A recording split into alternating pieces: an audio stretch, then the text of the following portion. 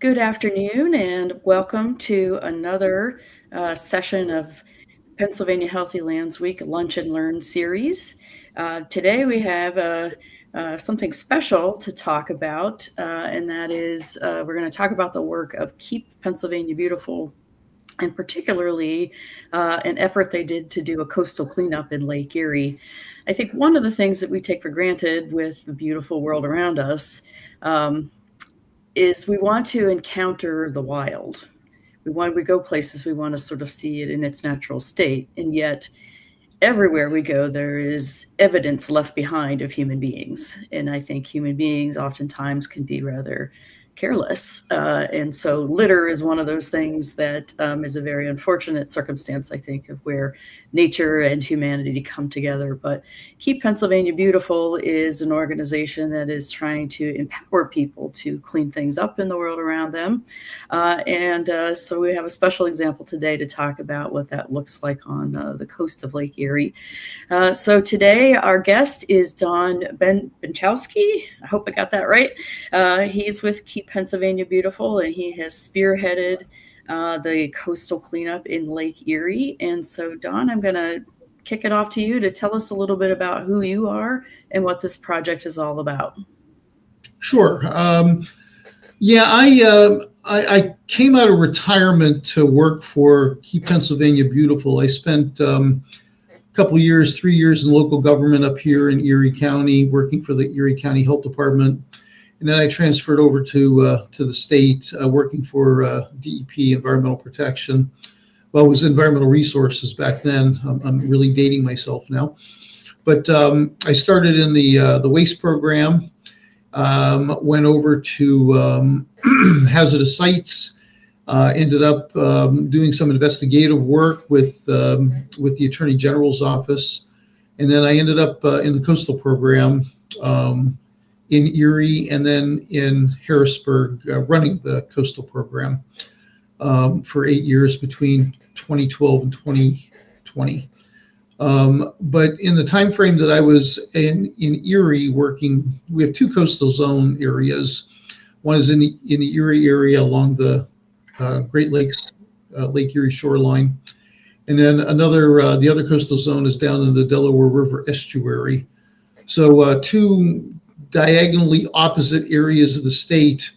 And when I was up here working with some of the folks that were having cleanups at Presque Isle. Presque Isle had two cleanups a year. They called them the spring cleanup and the fall cleanup. And the spring cleanup is typically done kind of in concert with PennDOT, and it's like the spring cleanup, cleaning up, and Presque Isle needed that after all the dunes melted and the weather calmed down a little bit. The fall cleanup, we talked about, I guess, for lack of a better word, kind of hijacking that a little bit and moving that cleanup. Presque Isle would still be cleaned, but we wanted to take a bigger bite and try to clean up the entire shoreline between the Ohio line and the New York state line. And it was quite the endeavor. I didn't do this by myself. I had 22 or 23 other partners involved, from other agencies, organizations, nonprofits, because we wanted to have a successful cleanup, but we didn't want it to be so overly burdensome for people. And this is essentially coastal cleanup is essentially a 3-hour cleanup. But it's kind of divided. It's important because you're cleaning up trash that others may have dumped or disposed of improperly. But you're also one of our main goals is to really collect data. The data is equally important.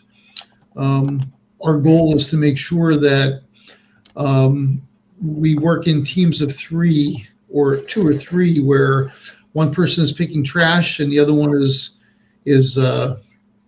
taking they're taking the notes and keeping tabs of whatever we end up finding.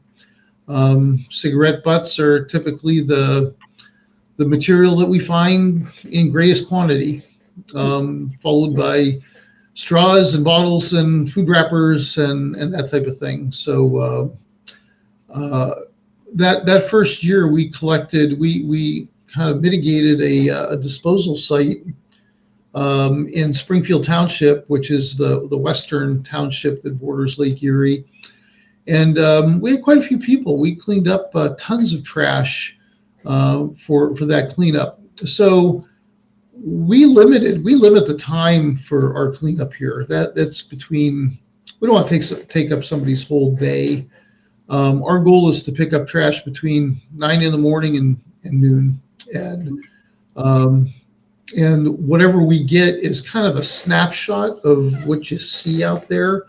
So this past year, or this past cleanup on September 20th, we're somewhere in the range of 5,000 pounds. So when you think of a 3-hour cleanup using, hundreds of volunteers who are collecting trash or collecting data, that's a pretty big number, I would say. 5,000 pounds in 3-hour period of time.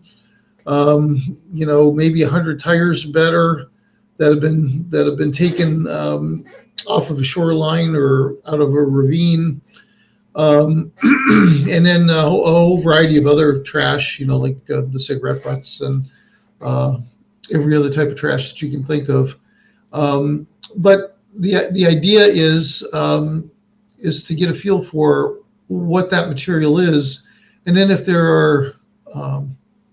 are sources that we can determine of where that trash is coming from, we would try to follow up and go back and try to figure out what that place was, what they produce, and try to make it, not necessarily a confrontational thing, but just letting them know that they're contributing to trash that we're picking up downstream, downdrift, down the line, and they're contributing to that, and they should really take a look at their housekeeping efforts as to, how they're managing their store or their business or their property. So Yeah, I think that's but that's an oh, interesting go ahead, Amy. that you know I suspect that some people may be unaware really of the impact. So, for example, a convenience store has trash cans, but perhaps they're not as diligent about checking, make sure the lids are secure, or I see this from time to time. There's certain convenience stores that have a particular kind of bag, and you see those bags floating in the wind, and things like that. So I could see where not really thinking closely about what happens to that trash, and it ends up on the beach, it ends up in the lake, it ends up downstream. But individuals as well, you might think nothing of tossing that cigarette butt or the straw wrapper, or one of the things that I've seen a lot, like along hiking trails, is the corners of a granola bar wrapper. So, you might be aware enough to hike out the granola bar wrapper, but not the little clip part when you're trying to open it initially, and those end up all over Yeah, the wood. So, it's yeah. interesting to me. So you mentioned that people are collecting trash, but also collecting data. What kind of data are they collecting, and what do you do with that information? And Well, we that information is really collected. We work with the Ocean Conservancy. Is the inspiration for this coastal cleanup, which began in 1986. International Coastal Cleanup started in Texas, along the Texas shoreline in 1986. It started out as a regular cleanup, but it really picked up steam not only in this country, but in over 100 countries. And typically the third Saturday in September is the day that the worldwide trash is picked up. And if you would Google International Coastal Cleanup, you'll see videos, photographs, documentaries from all around the world, just a couple of weeks ago about the types of trash that were collected, the number of people that are involved. Um, you know, Cleaning up trash is not necessarily it's not necessarily the best job. You don't look forward to it. It's a dirty job. You don't know what you're going to encounter, and it really is a labor of love, and you kind of have to really care about your community to come out and do that, and that's what we're trying to kind of stoke that fire, I guess, for people to be good stewards of not only their property and not only their neighborhood, but other places that they maybe work and recreate and take their kids to school and their churches and um, other recreational activities that they might take place. So, a lot of people that participate in coastal cleanup here in the Erie County area, they're drawn to Presque Isle because a lot of people have a special place at Presque Isle.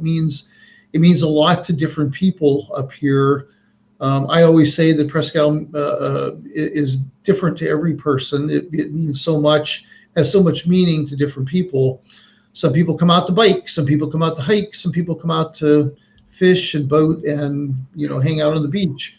And those are the people that we want. We want those people to come out because if each of those people can kind of take care of or be good stewards of the areas that they love, it's almost like they take some form of like a ownership of that area and they become responsible for it. Um, and it makes them a caretaker, I guess. But I can tell you that after doing this for a whole number of years, um, this is it's something that when you do this, you do it a number of times, and for lack of a better phrase, it pisses a lot of people off when they see this over and over and over again. But it really makes them it really turns their anger into action, which is really a good thing. The photos that are being shown, that's Gannon students. They do their Erie Give Day. That's one day that they give to the community, and one of the things they do is they have hundreds of students that come out and pick trash up all over the place, and all that data is added into our data forms and counted. So we know how much we pick up. We know how many street miles or road miles that we pick up. We know the weight of the material that we pick up, and then we ask for people to kind of report some unusual things. One year it was a mannequin. Oh, Um, yeah, like a life-size mannequin. One year it was a litter of kittens that somebody had dumped off, and oh God. each of those kittens was adopted by some of the people that were working there. So that's like the ultimate, and one man's trash is another man's treasure. So uh, we never know what we're going to find. We stumbled into a crime scene one time where earlier that day there were cars that were broken into at a school, and it would have been the day before, and thefts took place from those cars, and the perpetrators ended up getting credit cards and went up to the Mill Creek Mall in Erie, and they purchased a variety of different types of shoes and sneakers and clothing, and eventually they were caught, but they left behind a whole variety of remnants from the purses that they stole. They tried burning a lot of the stuff, so we came onto this crime scene, ended up calling the municipal authority, the Erie City Police, and they processed the scene, and they said they already got these guys. So, but they took photographs and stuff. So you never know what you're going to run into here. It's always interesting, but the coastal cleanup that we do here is really about volunteerism. I know we're kind of lacking in that now in many respects, where people don't want to do more than is expected of them. But luckily, we still have quite a few people that are active volunteers. That says a lot about civic responsibility as well, taking care of where you live. And Lake Erie, right now we're on the doorstep of Lake Erie, 20% of the world's freshwater supply. We don't want to take that. We don't want to take that for granted, um, because we sit on that doorstep of a vast resource that needs special protection. So that's kind of one reason why I wanted to expand this out beyond the boundaries of Presque Isle, because um, it's a big, massive resource. Erie, when you come to Erie and you look across the waterway, it's a very unusual sight. It looks like the ocean. It's the only city in Pennsylvania where you can look across the waterway and not see the other side. Mhm. You go to Philly and you can see New Jersey. You go to Pittsburgh and you might see Mount Washington. Um, Mhm. but when you're in Erie, you don't see the other side. You see Presque Isle, that's still Pennsylvania, but if you're standing on the shoreline of Presque Isle, you see a vast ocean. Because the Great Lakes were called the inland oceans. So it needs special protection. And luckily, we have people who are like-minded, like me, who share those same aspects and thoughts about that special protection that we need, and they come out of the woodwork to help us out for coastal cleanup. For We sure. have quite a few people up here. It's an extremely popular activity. Um, Glass, picking up pieces of glass Mm. that have been, rolled around in the stones. Some people call it sea glass, beach glass. People they comb the beaches every day looking for the stuff, but we have to remember that that beach glass is a remnant of litter. Was Mhm. probably tossed out, either shot out from catch basins and storm sewers into the lake or bay, broken up, rolled around. The edges were taken off, and then it shows up on a beach somewhere. But that was litter back in the day, and it's broken down. But the same thing doesn't happen to cigarette butts, and the same thing doesn't happen to food wrappers and straws and everything Mm. else. A lot of those things are really detrimental to wildlife. I For worked as sure. a Yeah, I worked as a deputy conservation officer here for the Fish and Boat Commission for 32 years, and I can't tell you the number of times we ran into birds and other forms of wildlife that were entangled in a fishing line, netting, and other types of litter, straws especially. So you never know what's out there, but out of sight should not be out of mind, because just because we're seeing litter doesn't we shouldn't shrug our shoulders and say, well, I guess that happens, because there are forms of wildlife that are going to be affected as a result of that in a negative manner. So I want to Yeah. take that into consideration too. And I'm I'm struck by the sheer amount of litter that you collected in just a short period of time. You said 5,000 pounds in one day. And so, you might not think much of your straw that kind of blows away and all that, but, you know, that's an awful lot of straws to get to 5,000 pounds of Yeah, litter. yeah, And, it really does add up. And, the other thing I think is, it's not just about the aesthetic. It's not just making the beaches a prettier place to enjoy, but the fact that it affects the water quality, it affects the wildlife, it affects everything downstream, that is something that every one of us should be concerned about because we are all connected that way. It really absolutely. is important to understand that it might not feel like it's affecting you in your life, but it is. It is in one way or Yeah, another. yeah. When I was a deputy conservation officer with Fish and Boat, we would write, litter cases, and I remember a number of times sitting at a parking lot, and cars are not outfitted with ashtrays now, but I remember people smoking and not only tossing their butts, but they would take the ashtray out of their car, off the dashboard, and just empty it right onto the parking lot. And there would be 100, 200 cigarette butts. And that stuff's not just going away. But there are trash cans all over the place at a lot of these locations where there are parks. And that's just a lack of, it's laziness. It's a lack of responsibility and accountability. And it really says a lot. I'm not trying to point a finger at smokers. I'm just saying, take care of your butts. I have a saying up here: keep your butts out of our bay, Mm-hmm. because Presque Bay typically is the recipient of a whole variety of different types of things, and cigarette butts are usually the big one. Right. I grew up in the 1960s. I was born in 1960, and I was kind of I guess manicured or groomed for this kind of a job because my grandfather took us out fishing all the time.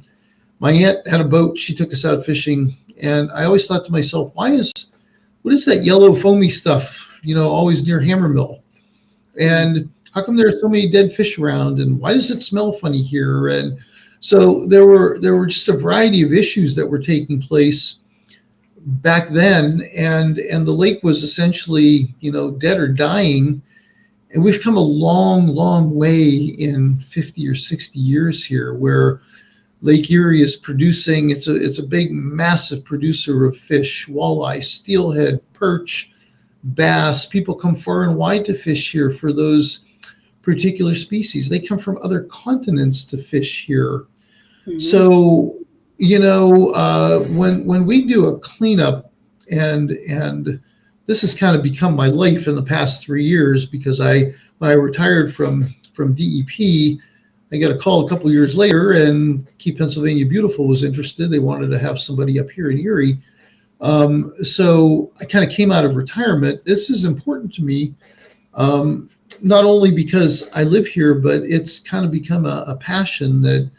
Um, because I lived through what it was like back in the 60s and 70s.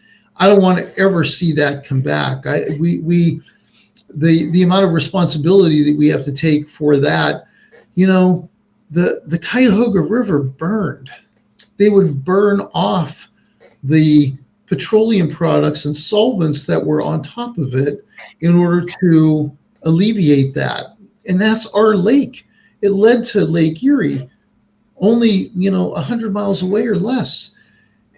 We were like the focal point. We were the ground zero of the environmental activism and things that were happening, and it really made the not only our communities but our nation look at this and say, is this how we want to live? Is this how we want to take care of our resources that are that are so important to us for sustaining ourselves? But there's an economic standpoint to this too, and that is, do we want to draw people to Lake Erie? How many people are we going to draw to Lake Erie if it's littered up and there's no fish and it smells funny and there are things floating on it all the time that smell like solvents or oils or whatever? I mean, so we've come a long, long way, not only from a standpoint of keeping Erie clean and fisheries, but people want to be near clean water. They want to be they want those resources to be as pristine as possible. So you draw other people in. So there's definitely an economic side to this as well. Yeah.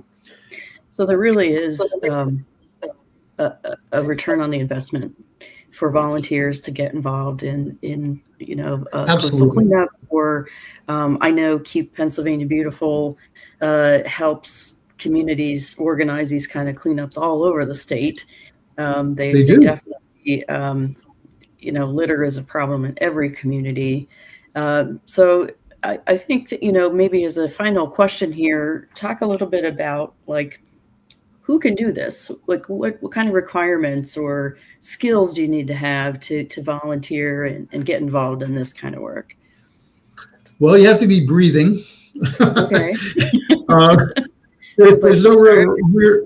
there's no real requirement. The only requirement, I guess, would be that you have some form of passion for the resources that are so close to us and so within arm's length of us here.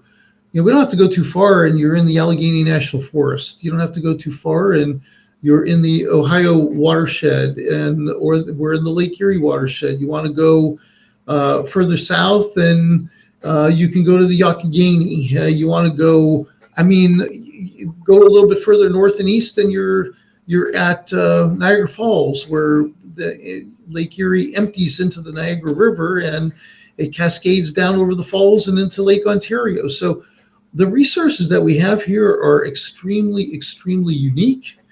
Hmm. Look at that stat: 161 million pounds of trash properly disposed.